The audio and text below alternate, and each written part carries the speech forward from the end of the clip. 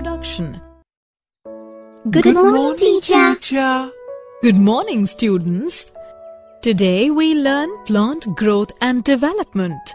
Who will tell me what is growth in plants? Ma'am, increase in the size of the cell and elongation in them signifies the growth of plant.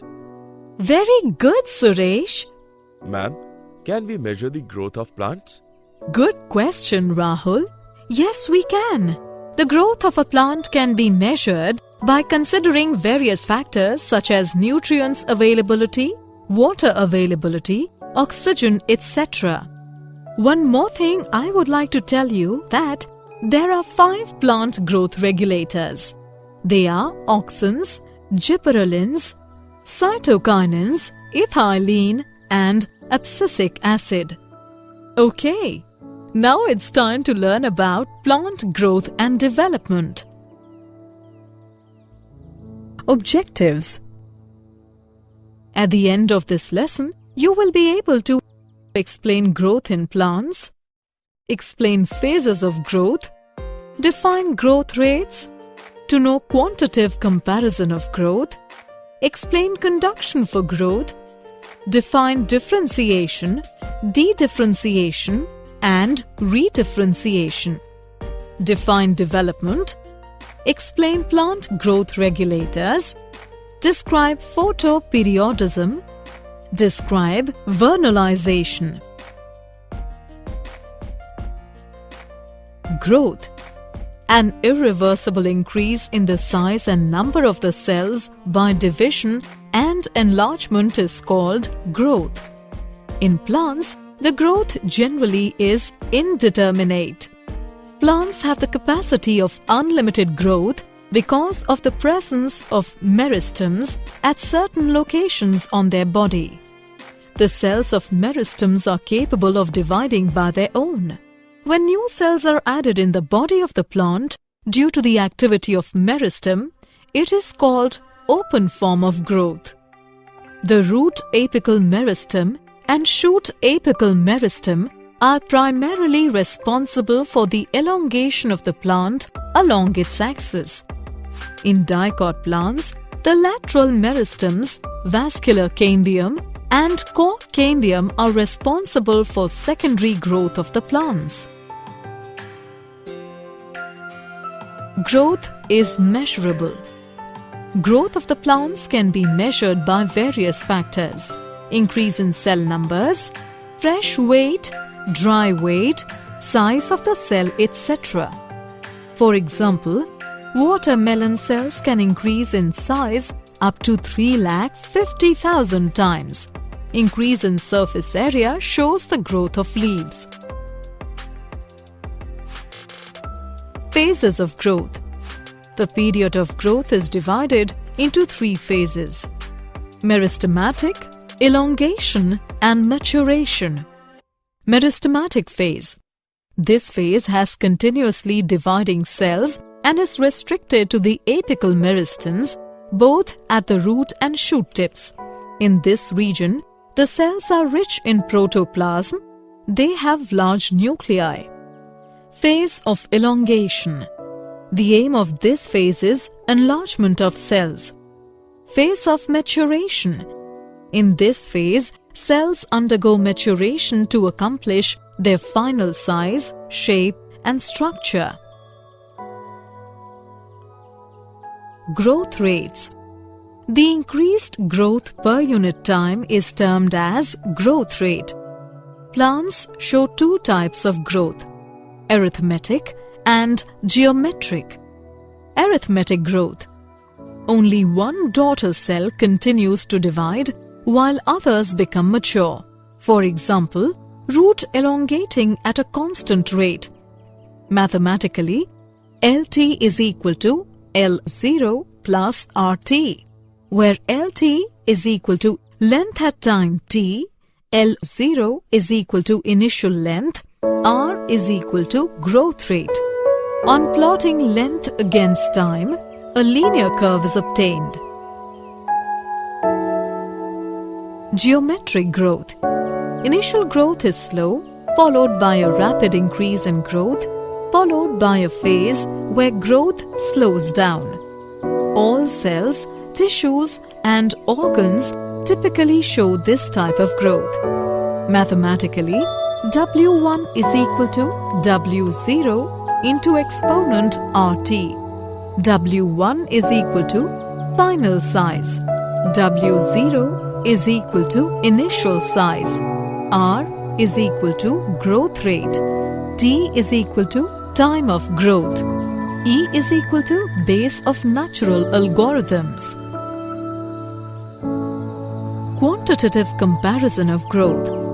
Two ways to compare growth quantitatively are absolute growth rate and relative growth rate. Measurement of total growth per unit time is called absolute growth rate. An absolute increase is shown in the areas of the leaves A and B to form leaves A1 and B1. Growth of given system per unit time is called relative growth rate. In the given figure, both leaves increase by 20 centimeters square, but a relatively greater growth has occurred in leaf A. Conditions for growth. The conditions necessary for growth are nutrients. Enough supply of nutrients is necessary for synthesis of protoplasm and act as a source of energy. Water. An adequate supply of water is essential for growth. It maintains cell turgidity, which enhances growth. It also provides medium for enzymatic reactions. Oxygen. It is vital for respiration and for release of energy. Temperature. The most desired temperature for growth is called the optimum temperature, and it ranges from 28 degrees to 30 degrees Celsius. Temperature above 45 degrees Celsius coagulates and damages the protoplasm and stops growth. Differentiation, dedifferentiation, and redifferentiation. Differentiation is the process by which meristematic cells undergo changes in the structure, shape, to perform the specific functions. For example, after the DNA synthesis of the protoderm cells, cell expansion takes place and it forms immature trichome. After that, nuclear migration takes place and then branching occurs and then it reaches to maturation stage. Dedifferentiation. Dedifferentiation is the process by which the already differentiated or mature cells get back the power of division and become meristematic. Redifferentiation. Redifferentiation is the process by which the meristematic cells formed by dedifferentiated cells undergo changes in the structure and shape to perform the specific function. Development. Development is the series of the changes in which organisms undergo in their way from the embryonic state to maturity, that is, from lower state to higher state of organization. Plants undergo different pathways in phases of life in order to form different kinds of structure. This is termed as plasticity. If different shaped leaves present on the same shoot or on different shoots of the same plant, it is called heterophyly. For example, water crowfoot, water startwort. Plant growth regulators. Characteristics. In all the plants, there occurs minute quantities of certain chemical substances that regulates growth and differentiation. These are called growth regulators. A growth regulator may be defined as an organic substance produced naturally in plants controlling growth and other functions at a site remote from its place of production in minute quantities. These are auxins, gibberellins, cytokinins, ethylene, and abscisic acid. The discovery of plant growth regulators. In the last 60 years, a large number of growth regulators have been isolated from plants. The first indication of their existence was given by Darwin 1880, who was studying the bending of the coleoptile of a grass towards light. He found that the light falling on the tip of the grass coleoptile causes some influence. This influence is transmitted downward and causes the coleoptile to bend towards light. F.W. went to isolate auxin from the tip of the coleoptiles. E. Kurosawa reported the appearance of symptoms of Bacony disease of rice seedlings is uninfected rice seedlings when they were treated with sterile filtrate of fungus Gibberella fujikuroi. Gibberellic acid was later isolated from the fungus. The discovery of plant growth regulators. F. Skoog observed that callus proliferates in the tobacco plant only if, in addition to auxin, the nutrients are supplemented with extracts from the vascular tissue, yeast. Skoog and Miller later identified cytokinesis, a promoting active substance, and named it kinetin. 3 independent workers reported 3 different kinds of inhibitors in plants: inhibitor B, abscission 2, and dormin. Later, all the 3 inhibitors proved to be chemically identical and name it abscisic acid, ABA. It was found that volatile substance being released from ripened oranges leads to the ripening of unripened bananas, and that was confirmed by Cousins. Later, this substance was found to be ethylene. Physiological effects of plant growth regulators. Auxins. Indole acetic acid is the main natural auxin. Indole butyric acid is also isolated from the plants. Examples of synthetic auxins are naphthalene acetic acid, 2,4-dichlorophenoxyacetic. All these auxins are very useful in agricultural field. Physiological effects of auxin on plants. Suppression of lateral buds by apical bud is called apical dominance, and it is found due to transportation of auxin. Auxin stimulates cell division in cambium as well as in the primary meristems. Cell elongation is an important role played by auxins. Auxins have the differential action on shoot tip and root tip, induce root formation at low concentrations. Prevention of leaf falls by suppressing the formation of abscission layer. Seedless formation of fruit is induced by auxins. It is also termed as parthenocarpy. Gibberellins. Gibberellins come under the category of plant growth regulator. Physiological effects of gibberellins on plants. Gibberellins cause stem elongation and leaf expansion but have no effect on roots. Gibberellins promote seed germination in lettuce, cereals, etc. Plants like pea, bean, tomato pepper, cucumber, lettuce and cabbage on treatment with gibberellins develop broader and elongated leaves.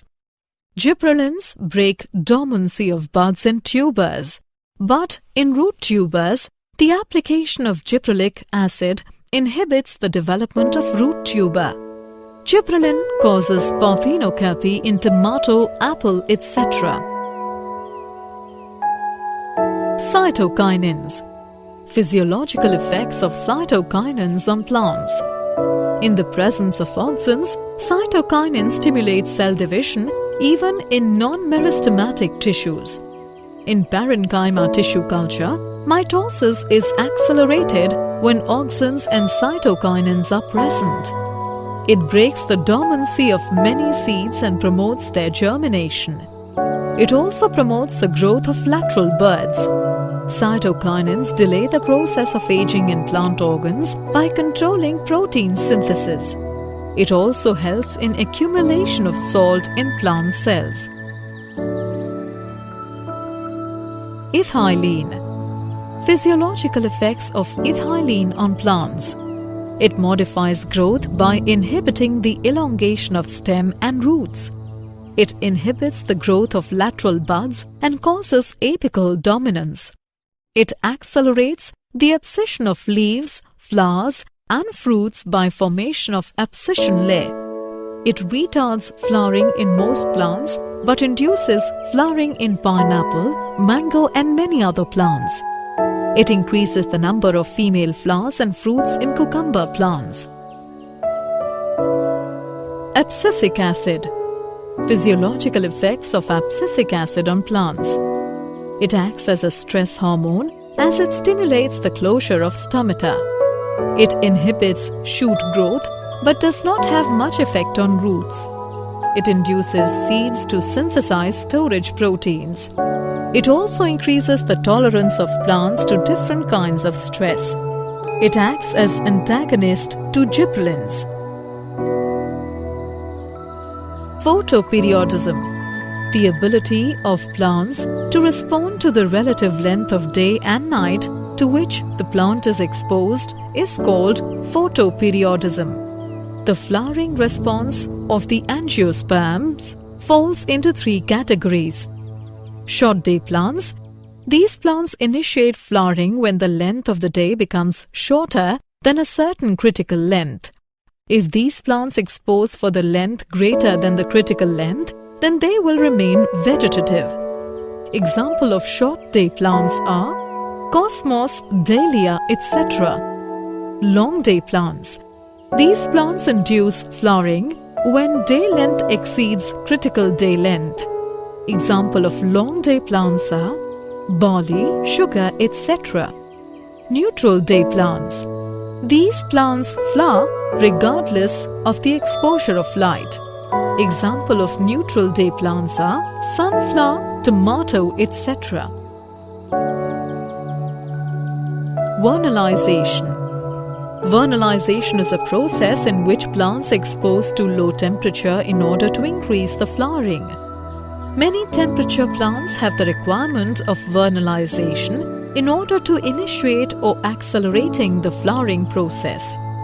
Many plant species include some ecotypes of Arabidopsis thaliana, and winter cereals such as wheat must go through period of winter. Many biennial species have the period of vernalization which can vary in temperature. Did you know? Lateral root develops from pericycle. GA3 induces the mRNA synthesis for alpha amylase enzymes in allurone cells. Summary. Let's summarize what we have learned. An irreversible increase in the size and number of cells by division and enlargement is called growth. Three phases of growth are meristematic, elongation, and maturation. The increased growth per unit time is termed as growth rate. The conditions necessary for growth are nutrients, water, oxygen, temperature. Differentiation is the process by which meristematic cells undergo changes in the structure, shape to perform the specific function. De-differentiation is the process by which the already differentiated or mature cells get back the power of division and become meristematic. Redifferentiation is the process by which the meristematic cells formed by the de-differentiated cells undergo changes in the structure and shape to perform the specific function. Growth regulators are auxins, gibberellins, cytokinins, ethylene, and abscisic acid. The ability of the plant to respond to the relative length of day and night to which the plant is exposed is called photoperiodism.